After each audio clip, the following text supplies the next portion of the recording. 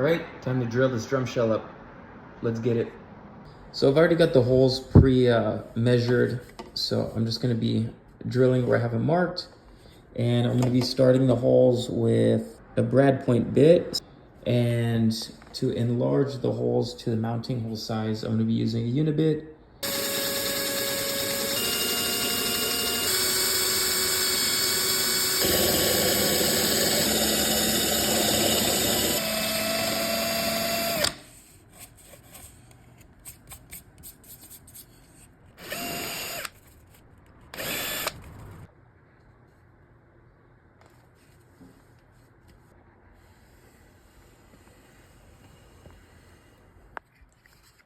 Throw that in there.